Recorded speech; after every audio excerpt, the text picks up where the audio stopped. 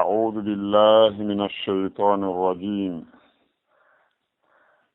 ميدا مولور الله إمود الشيطان رأى يرمي الله فيه وتألرن كدين أن وناك أنام كسيمور بقرة وندن إلى آية مددي إتشابان دجي إجيئي هات مددي إتشابان دجي إجيني يومي من دالي الله وليك الله ونجد والله الذين بن آمنوا قم به يخرجهم هم يلتنا من الظلمات إمد إمد هفراك إلى النور فاد النور إيمان والذين بن كفروا يد بالله أولياؤهم يلدي بمقبن الطاغوت كبيرين أيدين شيطان جدين يخرجونهم إنهن يلتنب من النور إمود النور إلى الظلمات نبأ إمد هفراك إمد جهنم أولئك نبين يلدي بشيطان أصحاب النار كبيون ينبيت هم كان بفيها كندريت خالدون بهدرا لتناد ألم ترم بلا أندرال أيرال برنمان إلى الذي فاد أنت حاج إبراهيم ينجد سنكد أن إبراهيم في ربه في جوم إبراهيم أن آتاه الله الملك فيتم الله أكم لامو كلهم ويدري الله إذا قال إبراهيم جنتيت من إبراهيم وأنه مكان باندير ربي الذي كجومي أنوني يحيي ورنو ويميت ورا قال كان باندير كدوي أنا من كد أحيي مي ورني وأميت مي وراي جواب قال إبراهيم أن إبراهيم فإن الله ألا يأتي هم أدر بالشمس نانجن من المشرق إمردك فنانج فأتي بها أو أدنج من المغرب كثير نانج كإلى دون فبهت مجا الذي كفر يد الله والله ألا لا يهدي أهور من كابيوال القوم الظالمين يبتوني بدن أو كالذي ما أي آلي وانا أنكدي مرة ريونود على قرية إهور سارة وهي تاينن سارة خاوية هند ويدي سيو هند يوي يمبو على إهور درتون nden saare konde yannde kadi ala urushiha e hoore kippuudi mayre cuuɗi fof no yani qala o wi anna ko honno yuhyi hadihi llahu ko honno Allah wurnitirta nde ɗo saare yimɓe saare baada mawtiha ɓaawa maayigol mayre lanna few fa amatahu llahu Allah wari mo kanko kadi ɗon mi'ata amin duuɓi temedere summa refti ba'athahu Allah immintini mo ɓaawa duuɓi temedereji ɗin qala Allah lambitima kam labista ko berigel duumiɗa ɗo berigel ñiiɓuɗa ɗo qala wi labistu mi ñiiɓi ɗo woɗɗa yawman ñallal o tijjiti o ndar ndangen o wi aw ba'da yawmin matode yoga e ñallal mi woni ɗo hay ñallal ngal timmaɗo qala Allah daali bal kun labista a ñiiɓi ɗo mi'ata amin duuɓi temedere ɗo fandur kono ndaari ila ta'amika faade ñaametema mo yooɓinoɗa on wa sharabika e njaram ma ɗan yooɓinoɗa ɗan lam yatasanna ɗan waylaaki few no wonir noon nono wandur ndaari ila himarika faade e mbabum ma kum wal naji alaka fiyo min waɗanama kumɗo mbabum ayatan mande ko andire bawgal Allah linnasi wonande rendanga yimɓe ɓen wandur ndaari ilal ewomi faade ɗi e kumbabum kayfa ko honno nun sujuha ko honno min imminirtaɗe summa refsiɗe immike naksuha min holtiniraɗe lahman tewu falamma tabayyana lahu ɓaɗum ɓangani kanko oɗo neɗɗo qala wi a'lam miɗa andi gandal pellital hande kadi anna Allah no Allah ala kulli shay'in e dow kala hunde qadirun ko wawɗo wona on ɗon ronkata immintinde yimɓe saare ɓawande ɓe maayi Allah subhanahu wa ta'ala daari Allahu ko Allah woni waliyu ko jiɗo waliyu ko heftuɗo waliyu ko weldi waliyu ko reeno waliyu ko hiwo waliyu ko ɓadiɗo ɗum ɗo fof no fire waliyu si goɗɗo woni hiwɗo goɗɗum kanko woni wali nden hunde, si woni hikkiiɗo hunden kanko woni wali nden hunde. Ko Allah woni giɗo, kanko woni reenowo, kanko woni hiwowo, kanko woni weldiɗɗo. C'est pourquoi ko raɓɓiɗi kon e ko wiyete weldiɗɗo ko pooɗa weldiɗɗo ma on an, ko pooɗanowo ma addanama kala ko nafatama duña e ma kala ko lorotama ko wiyete giɗo. E wonaali giɗo ma ñande o ko probléme wiltungo addanayma on ko giɗo ma noon. Wonaali giɗo ma neɗɗo wiiɗo miɗo yiɗuma moƴƴere ma nden ka iwrata o faalaaka on ko giɗo ma noon. Ko woni giɗo weldiɗɗo ma an comme on mo tawata hara kala moƴƴere nde o heɓi ko an o yelanto, kala bone mo mo wiino fokkitanma o yiltay ko si o ronku sewtama, ko o woni giɗo ma on. Ko Allah noon woni giɗo ɓe gomɗinɓe. Allahu waliyyu alladina amanu, ko Allah woni heftuɗo kanko woni weldiɗɗo ɓe gomɗinɓe. Kono mi andini on mo heɓi weldigal e Allah hare o maɗi. E ja weldiɓɓe Allah ɓen ko hulayɓe Allah ɓen ko gomɗinɓe ɓen awa. Ko ɗum waɗi Allah daali ka simore Yunus, ala inna awliya allahi la khawfun alayhim wala hum yahzanuna. Weldiɓɓe Allah ɓen kulol ala e dow maɓɓe kaɓe fokkiti ton, wala hum yahzanuna ono kamɓe woni ko sunoto. ɗum noon ko honɗoni ɓen alladina amanu, ko ɓen gomɗinɓe Allah, wa kanu yattaquna, ɓe laatiɓe hula Allah subhanahu wa ta'ala. Lahumul busra, hina wodani ɓe welo welo fil hayati dunya gurdan anna ɗo, wa fil akhirati e kalara la tabdila li kalimatillah. weldiɓɓe Allah ɓen no mari welo welo ka anna ɗo, karama ko ɓen bal haynelaɗo firi ko woni o welo welo ɗon ko koyɗol moƴƴol ngol goɗɗo hoyɗata, gomɗinɗo hoyɗata ka anna ɗo ma o hoyɗane. An tigi hoyɗa koyɗol moƴƴol ko weluma, hada busura. Ma ɗum goɗɗo ara hoyɗitanoma koyɗol ngo yii, himo yiiɗa ina e suura labaɗo, himo yiiɗa heɓi moƴƴere,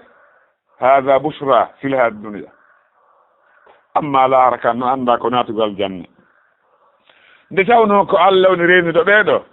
seede mi yi on ko wiyete weldiɗɗo goɗɗo ko yalti ko duño ko addano goɗɗo e nafoore pooɗanamo lorra.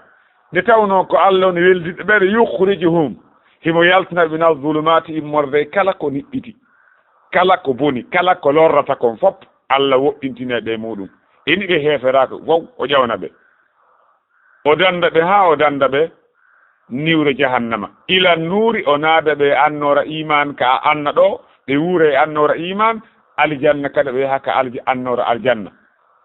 ɓe wona toon kadi ɓe luttine nder toon. Amma noon walladina kafaru, amma ɓe heeferaɓe kan awliya'uhum, weldiɓe heeferaɓen kan at-taghut, ko bewinayɗi ɗin en yewti ko te kon taghut hanki ko kala ko yawtini goɗɗo keerol Allah ngol,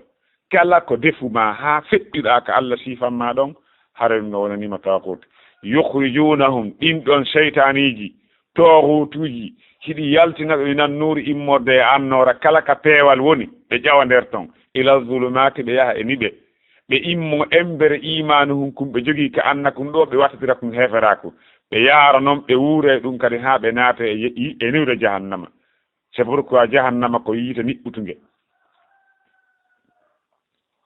ɓe yaha e niɓe heferaku. Ulaika no ɓen ashabun naari, weldiɓe cheytane ɓen ko ɓe wonimɓe yiite, hum kamɓe fiiha ko nder toon khaliduna, ɓe luttinte. Yo Allah dandu en tawede ɓen. Ɓaawo ɗum Allah subhanahu wa ta'ala daali alam tara, mbela a yiiraali ɓernde ma nden e a andaali. Alam tara noon a yiyaali, a andaali e hewtaali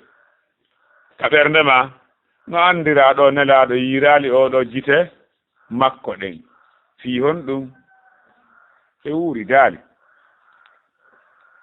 ko numurudu ni, woɓɓe inna numurudu, woɓɓe numurudu ka namurudu,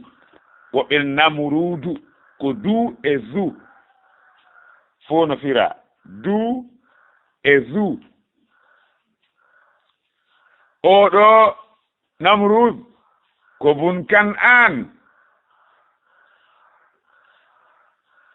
yar non haahi mo iwe annabi Nuhu woɓɓe kadi ko Namrudu bun Falih bun Abir bun Salih yaari non haa ɓe inni bun Sam bun Nuh oɗo ko lamɗo laatino ɓe wi'i o wiyeteeɗo Mujahidu o wi'i wo ko laami leydi funnaange e hirnaange taw kanko laami ko yimɓe ɗiɗo laami leydi kange fuɗɗi haa kange mudi ko yimɓe nayo julɓe ɗiɗo heeferaaɓe ɗiɗo laami ka leydi ka nangen fuɗata haa kange mutata amma gomɗinɓe ɓen ɗiɗo ko annabi Suleyman ɓiɗɗo annabi Dawuda on laamino hay hendu ndun bal o okka laamu hay gooto okketaake sufa mayru siwa laamu makko hay gooto okketa sufa mum rabbi habli mulkan la yambagi li ahadin min ba'di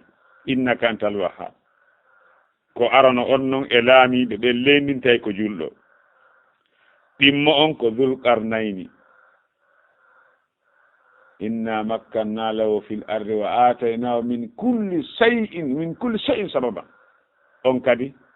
ko laaminoɗo leydi ndi fof Zulqarnayni amma heferaɓɓen ko o wiyete Namrud bun Kan'an o mo anna Ibrahima darno e mum ɗo débat ɗimmo on ko Bukhtansar ko kanko woni ko yahuno liɓi Baytul Maqdis no Allah subhanahu wa ta'ala wiiri noon ka simore Israil fa ida jaa wa'du ulahuma ba'athna alaykum ibadan lana uli ba'sin shadidin fajasu khilal ad-diyar Bukhtansar ɓe oɗo kadi laamino leydi ndin kandi fuɗi haa kandi haaɗi haray ɓe wi'i Allah subhanahu wa ta'ala wi en ɗo alam tara o wi nelaɗo makko en a yi'aali a yiiraali ɓernde ma nden ila alladi faade on neɗɗo haajja Ibrahima wenjuduɗo Ibrahima fi rabbihi fi joomi makko fi hon ɗum o wi'uno kanko Namrud o jaɓaali reweteeɗo goo no woodi ko hina kanko wona hombo wona Firawna kadi wiiri noon ɓaawo makko reweteeɗo goo alaa si wona kanko ma alimtu lakum min ilahin gayri mi andana on rewete si wona min ana rabbukumul a'la Namrud kadi ko on martaba jogino ka heferaka ko yedduɗo woodede reweteɗo goo ko hina kanko kono ko honɗum defmo bewre nden ha o yeddi reweteɗo Allah on an atahu llahu lmulka ko fi Allah okkimo laamo si Allah okki goɗɗo laamo Allah okkimo jawdi Allah okkimo teddungal si wona Allah faabimo beway si wona Allah reenimo beway o yahi ha ɓaatay ala ɓurɗomo ka hoore leydi ɗo o wi'a ɓurɗomo ala o weggiti wonde ko koni yo ko o woodinaɗo hare o woodanoka anna Ibrahima ɓe waɗi débat kanko e oɗo ɗum noon kadi laati ala mala'in min qawmihi ko e hoore ko e débat on kadi koye tout tawi ko population makko fof no moɓodiri ɓe wi'i wondede sa ko ɓaawa o yaltinama ka yiite anna Ibrahima ko bugano ka yiite ɓa ɗum feƴƴi si o débat ɗo waɗi on se anna Ibrahima wimo koni yo ko Allah rewete jeyɗo lango min e ma ko Allah id qala Ibrahimu sanga anna Ibrahima wino rabbi ya joomi am min momi noddu on ma mi noddu ma on e rewgol on momi yi a rew alladi ko on yuhyi wurnowo woodina ɓaawo waaseede hari ala o woodina gurdam wa yumiitu o waasina kadi ɓaawo wooda wurnowo hari alaano o waɗa ruuhu e mum wuura wa yumiitu hari wuurina kadi o wara bimana o woodina hari woodaka o waasina ɓaawo kadi nde wooda ko on woni jewmi an ko on mi wiya rew qala on say Namrud kadi wi ana min kadi uhi min kadi miɗa wurna o milki miɗa wara woɓɓe addi misal wonde o addi yimɓe ɗiɗo sokanoɓe fodduɓe e warede ka sariya maɓɓe o wari oya o accite oya o wi ɗum ɗo kadi min kadi simiɗa faalanowoɗa kadi mi waraymo simiɗa faalanowo ɗo mi waratamo simiɗa faalano omo mi wari ɗo mi waratamo mi wurnaynomo omo mi acciɗa simiɗa faalano mi waraymo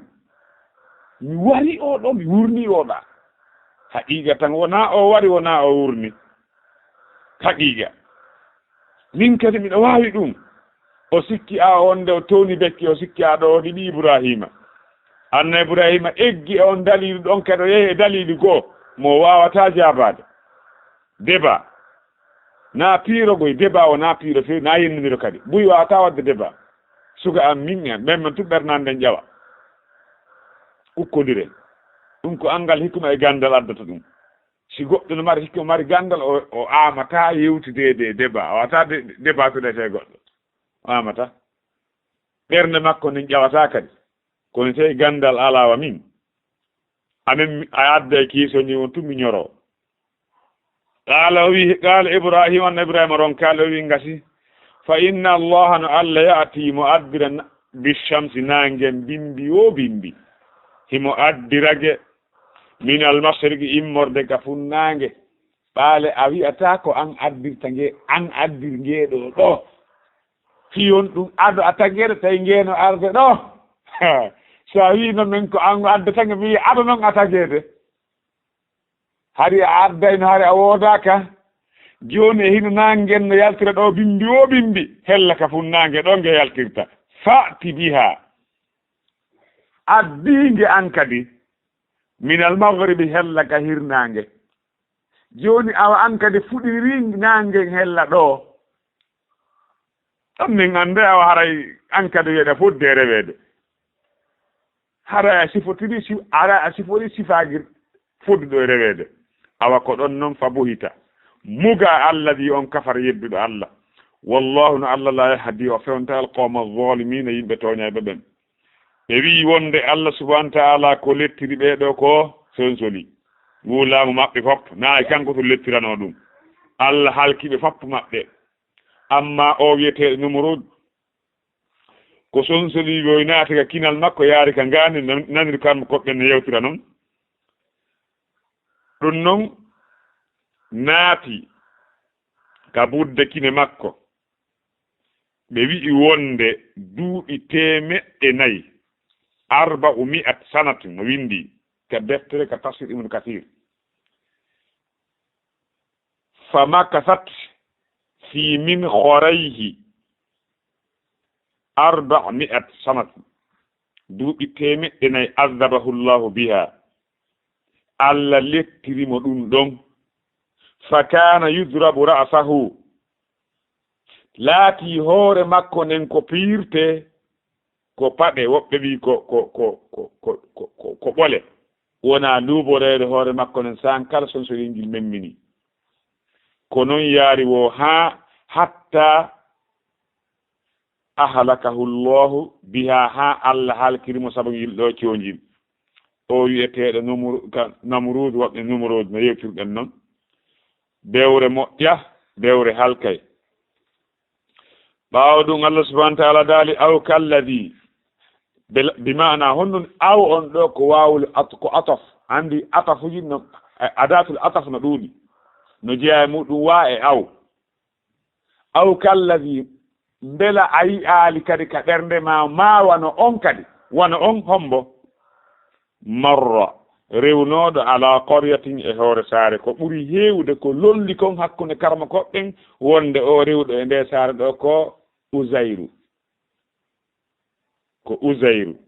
ko ɗum ɗon ɓuri lollude no lurda fi o moƴƴa no wi filli Abu Hatimi e ko nande ɗum yaari ha e hewti e Ali ibn Abi Talib sinna Ali ibn Abi Talib kanko tigi mo wi wonde o on ko Uzayru noon ko Uzayru woni ko faanda o ɗo rewɗo e nde ɗo saare no woodi kadi konnguɗi goo wowlaade harana ɗum kono enen ala naatire ɗin fof en yondinori ɗo oɗo kadi ko honto o rewno e nde saare ko Baytul Maqdis ko ɗum woni kadi ko ɓuri lollude haysi tawi konngol gon ton harana ɗum ɗon wondire noon min mi ala niveau mi ala gandal hewtugal addugol lurde karamokoɓe e ɗum ko ɓuri kon e lollude kon e ko ɓuri kon mi tamƴini ɓuri jikkude kon ko an mi wowlata donc oɗo wi'eteɗo Uzair o rewno e nde saare Baytul Maqdis tawi fewde Bukhtansar naati e saare nde liɓi nde few pii yimɓe wonɓe ɓen wari ha muli ɗa ko keefeere ala yurmede piiɓe ha muli lanni ɗi few sabu jeddi kañum bani Israila en kadi c'est pourquoi tawi ko kamɓe wonno julɓe ɓen fewno ɗon kono ɓaaɓe yeddi Allah ɓe jaɓani wonde ko Allah e julɗo woni ɗon Allah wurti keefeere on e maɓɓe wari o lankiɓe fof maɓɓe ha ɓe muli fayda seeɗani ko seeɗa ɓe hoccita ɓaawo ɗon ha ɓe heɓiti kadi temogoɓe muli Allah daali aw kalladi ma wana on hombo Uzayru awa ma goɗɗo go koye na kanko marra rewnoɗo ala qaryatin e hoore saare tawi mo feƴƴude mo fokkiti wayasi o noon fewndo rewata ɗon ko wayasi o fokkutuno tawi mo yooɓi inab mo yooɓi ɓirɗi kan e ko ñaama himo yooɓi kosan ko yara o rewi ala qaryatin e hoore saare tawi mo feƴƴude wa hiya damir on ɗo ko qarya on ruttoto emo lianna muannas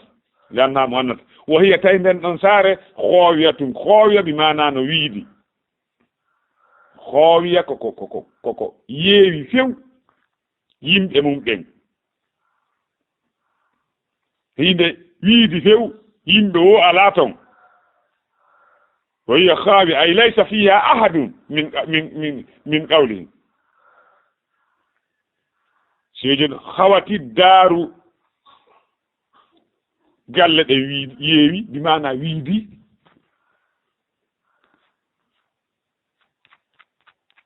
tawi nde wiidi few hay goto ala nder ton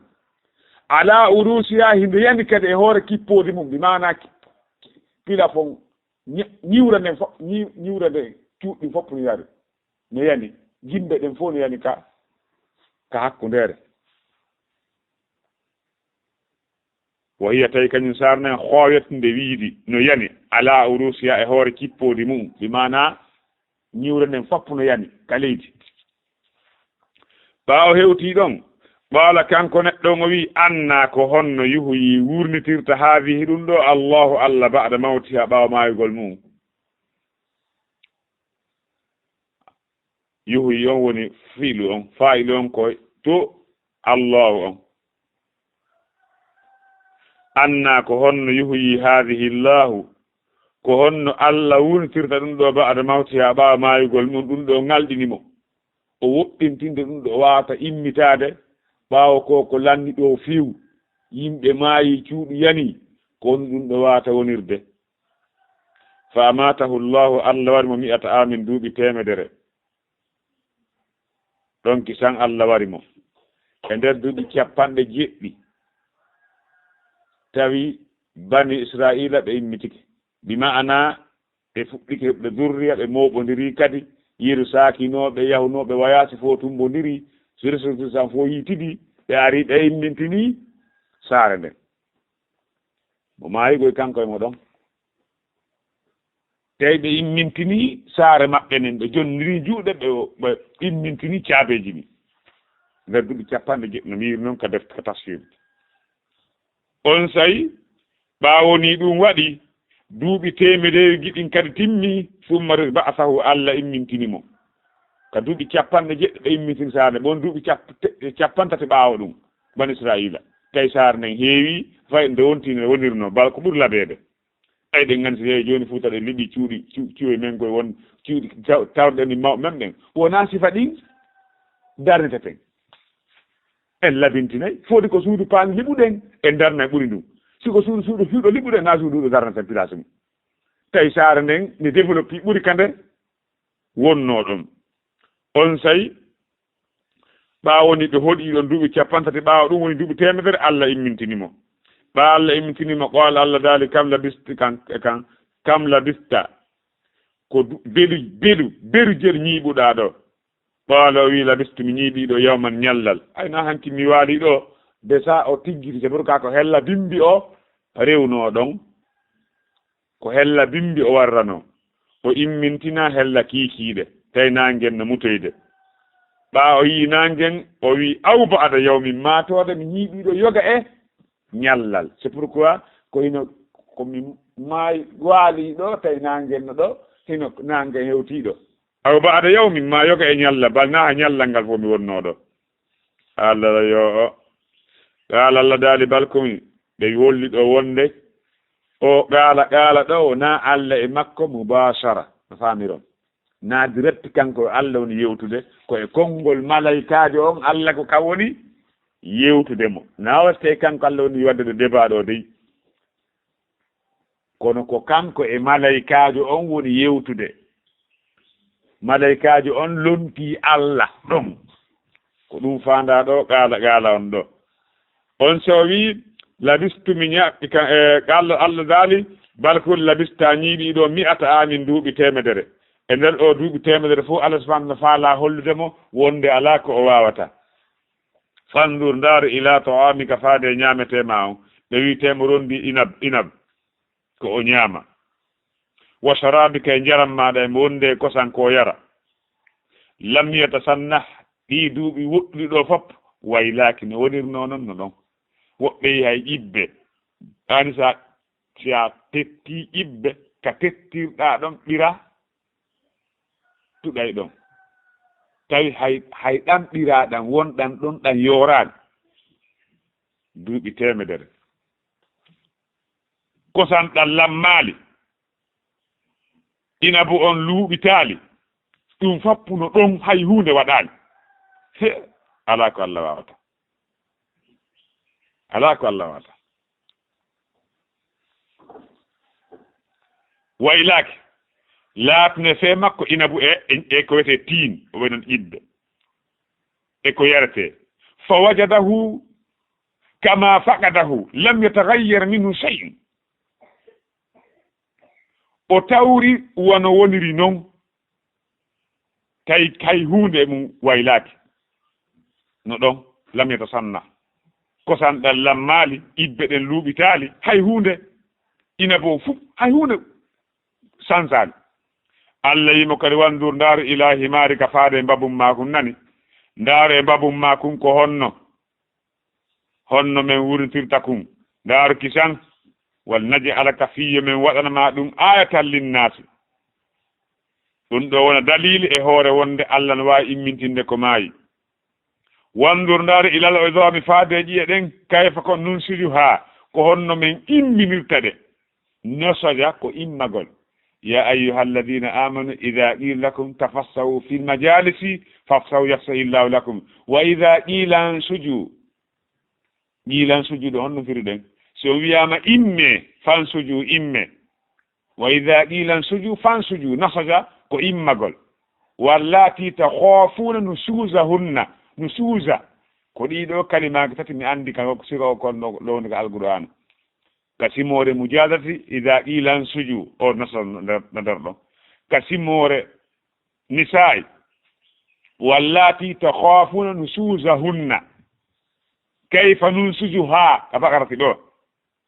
bimana narfa'uha fatatarakka ba'duha ala ba'din ndaaru ko honno men imminirta ɗeɗe ƴiye yoga e majje waɗɗodira